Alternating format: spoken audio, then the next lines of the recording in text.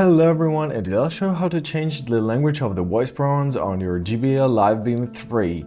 This can be really useful if you want your headphones to give instructions in the language you're comfortable with. So, in order to do that, open your JBL headphones application. Here in the general section, scroll down until you'll find your voice prompt section. Click on it.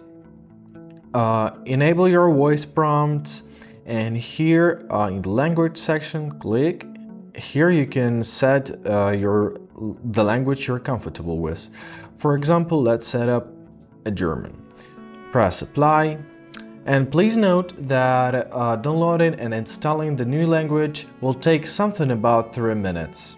Now, as you see, voice prompt settings has updated and now your preferred language is German. So, I hope this video was helpful to you. Thanks for watching and have a great day.